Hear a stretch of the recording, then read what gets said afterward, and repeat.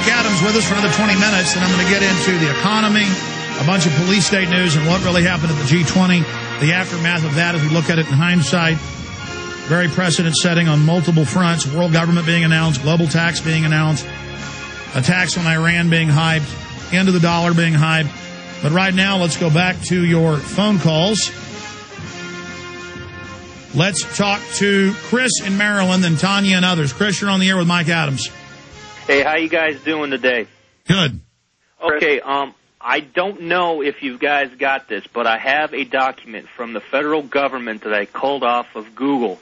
It is the International Swine Flu Conference they had a month ago. Yeah, we covered it. We originally broke that, and we had reporters who were there on the show, like Wayne Madsen. But that was forced quarantines, how to deal with dead bodies, lockdowns of cities. Mike Adams, you want to comment on that? No, you're exactly right.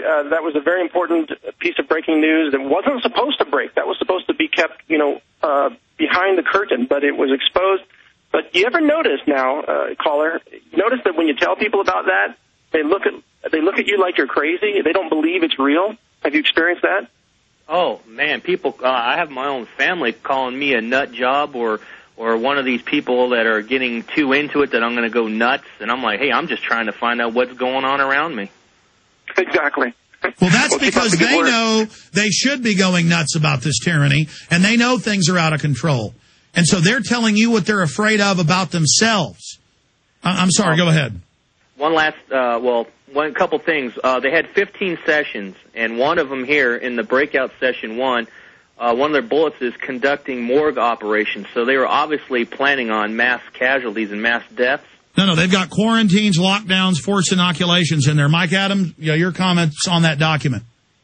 Well, when I read that document, you know what the first thing that came to my mind is that the ultimate plan for health care reform is to reduce the population by 80%, because then health care becomes affordable. Did you see the cover of Newsweek where it said the case for killing Granny?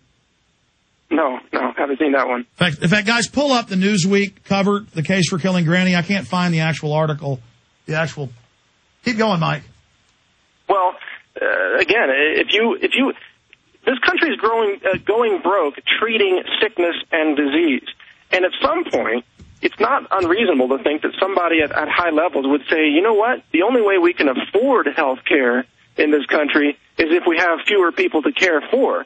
And my goodness, that whole session that went on there, training for body bags and training for quarantines and training for mass deaths, I mean, that was some really concerning stuff. It should get you thinking hard about what's really being planned for the near future. I agree, but I mean, see their psych warfare program. They come out, in the bill is healthcare rationing. In the bill, the guy that wrote it, Tom Daschle, writes a book saying, if you're above 60, need eye surgery, you're not going to get it. They do ration it in Europe.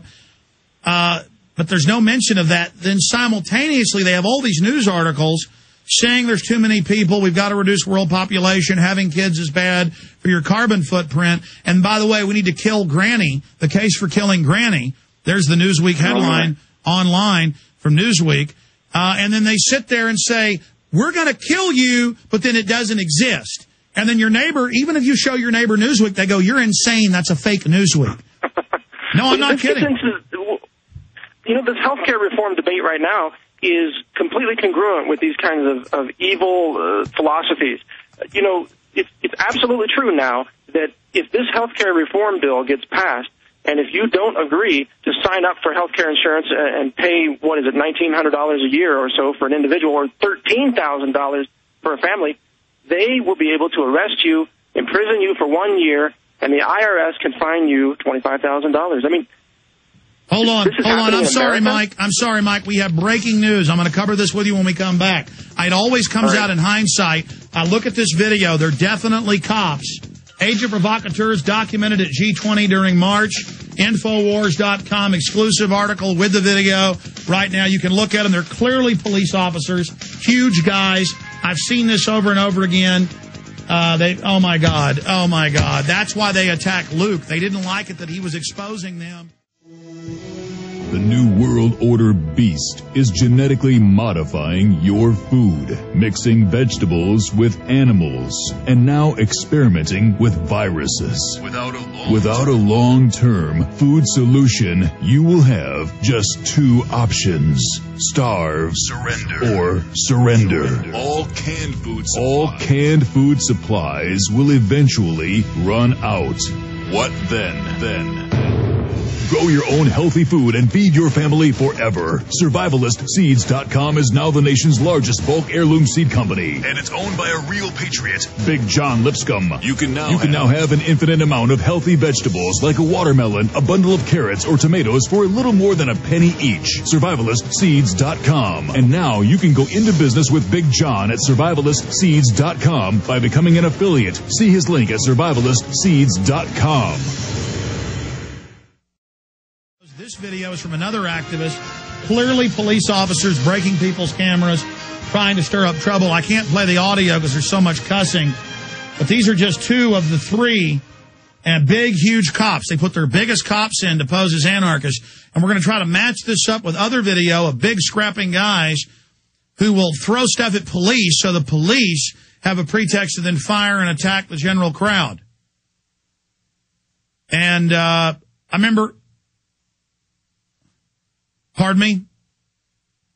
Yeah, breaking demonstrators' cameras. Absolutely. That's in the video. We can't play it because there's so much cussing, but look at these cops. I mean, look at these guys. Now, we caught them in Denver last year. Mainstream news, Denver Post headline, police caught attacking their own police. We caught them in Canada at the SPP meeting last year.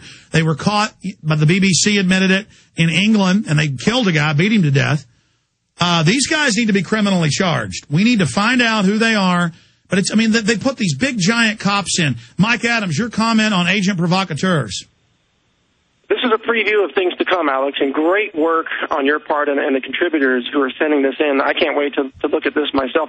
But this is what's going to be happening in more cities across the U.S. And this is a test to see how people react, to see whether they can do this covertly and be exposed. So the fact that you are exposing them is probably going to help save lives down the road, because it's going to help suppress that kind of tactic from being used excessively. I mean, they're going to try it anyway. But the thing is, we keep exposing them, and other people do, and then the Royal Mounted Police admit it, the Denver Police admit it, and no one gets in trouble. That's why Lou Rudowski was there, and Rob Dew were there with others saying, don't be violent. You'll have a couple thousand people, or in this case, a couple hundred. You'll have 15 people led by cops. They'll yell and scream and tell Luke, shut up, when he calls out against violence. And then it's cops. I mean, how evil are these police?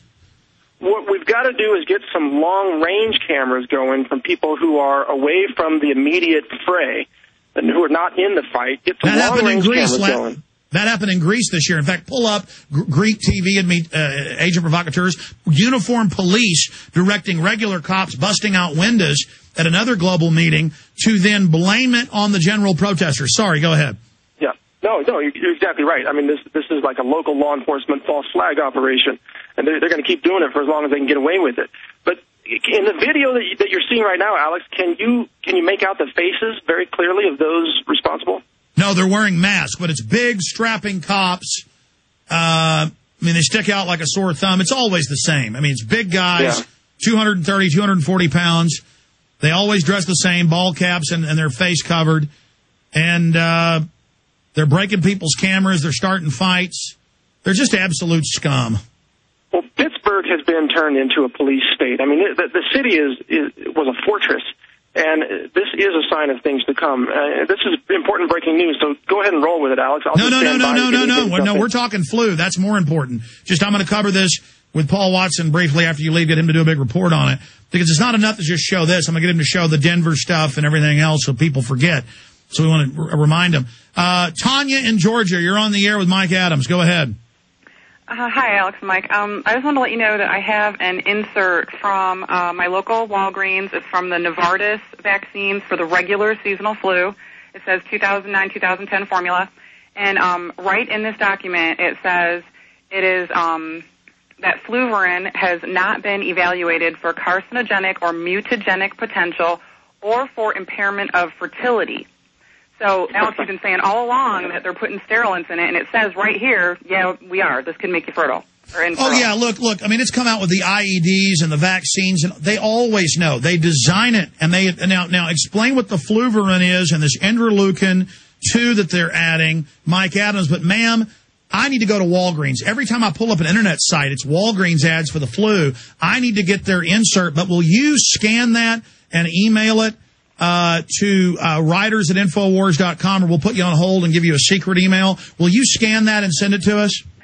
Yeah, I'd prefer to fax it if that's fine, and there's a lot of other information in here, too. They say they've been putting H1N1 in the vaccine since 1977, and they have a long list of side effects that have been reported. This is a very informative Okay, read it to us. Read it to us, because I knew all this was in there, and I guess I haven't thought, big genius, because I'm not, to go out and get the insert. I mean, they admit in their literature online they're doing this, but, Mike, were you aware of those statements on the Norvitis statement?